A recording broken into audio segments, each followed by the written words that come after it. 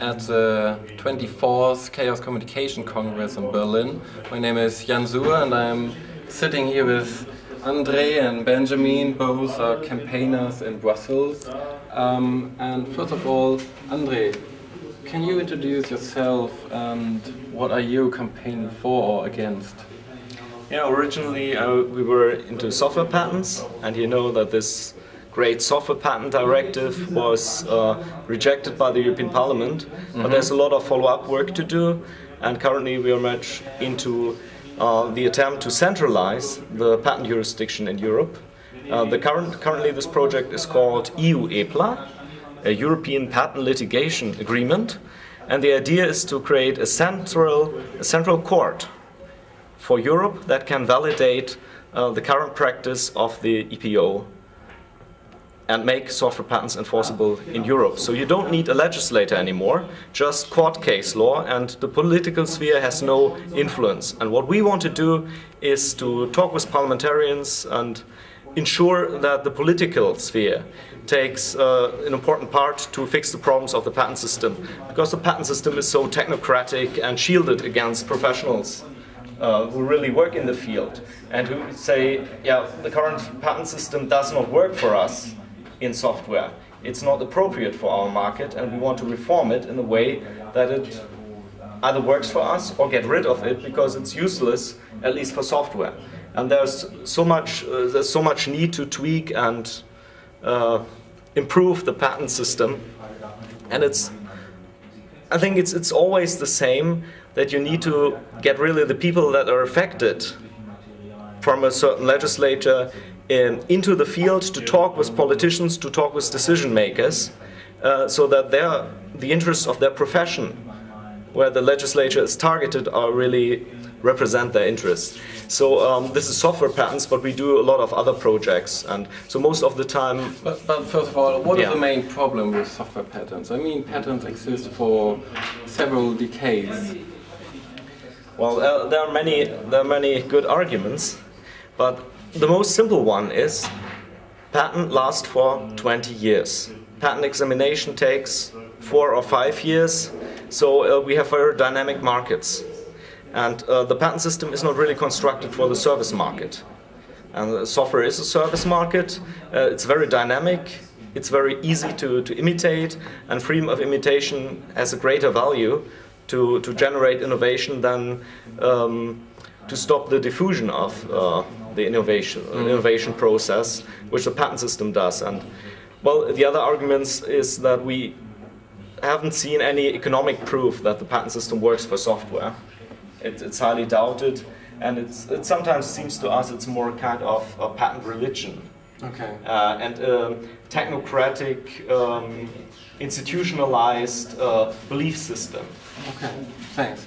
Benjamin, you're working with Andre together in Brussels? Yeah, basically I've started with this software patent issue in 2000, where I started a petition with my Linux user group at the university. And for which university?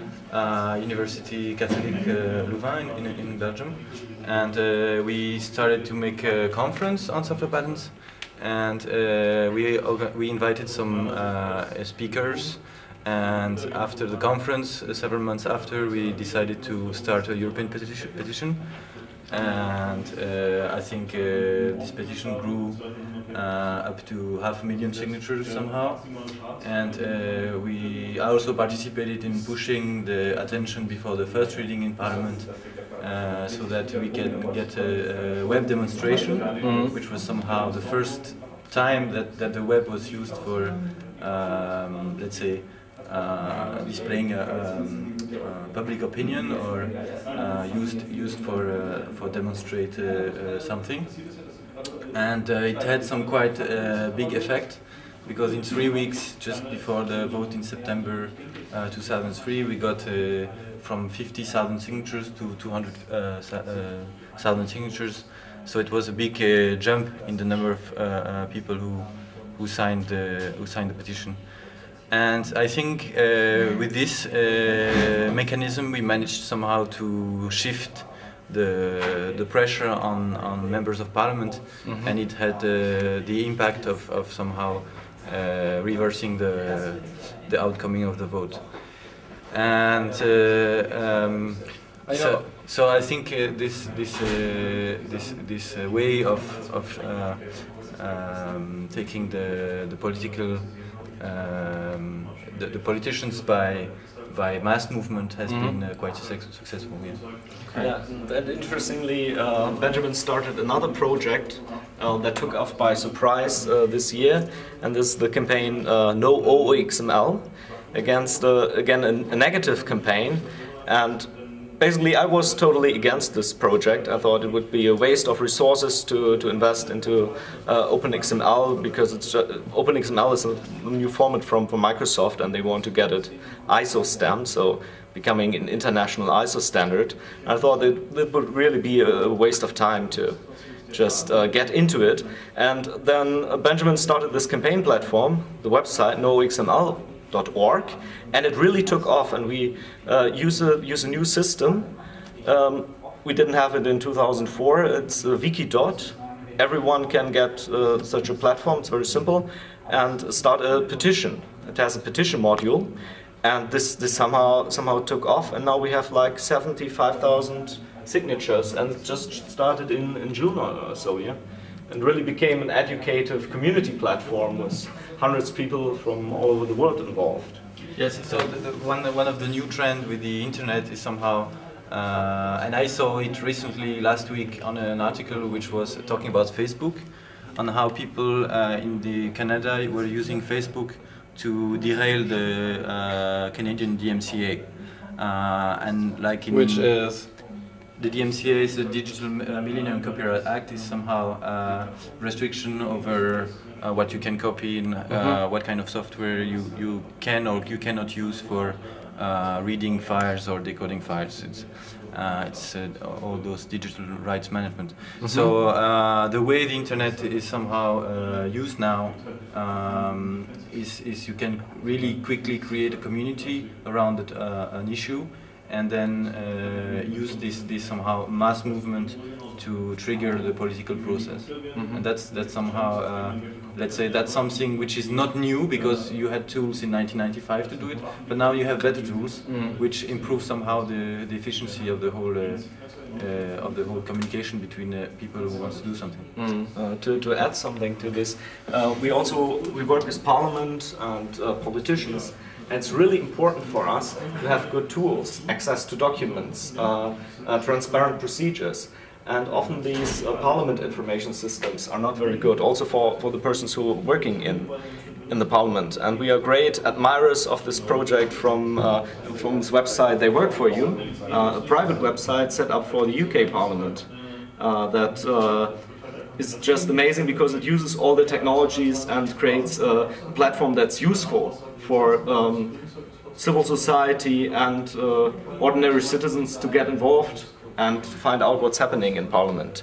It's very important, and I really think that here at the CCC we see a shift, that more participants actually realize that you can make impact, that you just need to care about a project and really influence the situation. This was totally different here 2 years ago after the Data Retention Directive.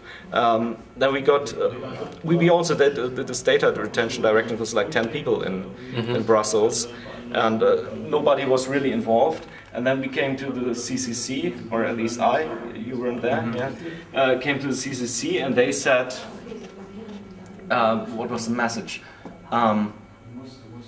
We lost the war, and evil politics, so to speak. And you often see this radicalization movement, the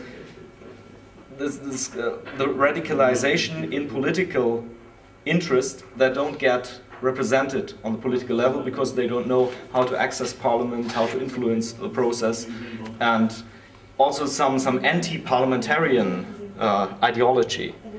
But really, if you want to do a campaign, you must see that most of the time the Parliament is on your side. Parliament is also fighting for getting a better compromise, and you have different political flavors, and different political interests represented in Parliament, but they can really make an impact if you help them to push the right button.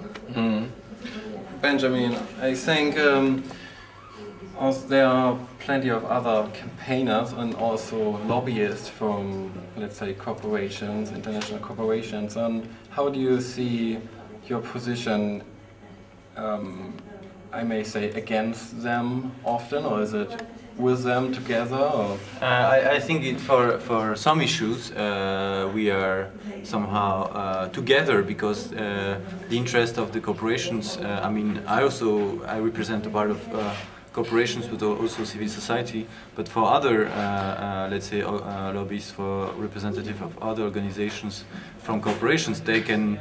Sometimes we are in the same boat, sometimes we are not. And for the software patent issue, the big issue was that there was a very low representation from small companies, and the association which were claiming to represent small companies were not really representing them. So, and for the software patent issue, the core problem was that where the small players were not represented, and the voice that they had was somehow not unified. But most of the time there can be conflict between civil society and the interest of corporations, especially the big ones. But sometimes we are in the same boat and we fight for the same goal. Mm-hmm. And Andre, where do you see the ffii in the next couple of years? Which campaigns may coming? Basically, we don't care that much about organization. I would be very happy to outsource everything we are doing to a kind of community. We have now these crowdsourcing ideas. So I would really want to get. I don't really want to do this. Yeah, I don't really want to campaign. I want it just to happen, to have real civil society participation, and for this purpose, it's important that people realize that you can just adopt the project and be really influential in this process, but you don't need much people. Like this NoXML platform that is run by about 2 or 3 people who are working on this and dedicate time to it. And you have the great crowd around you. So we have so many projects we want to do, and where someone should care about it.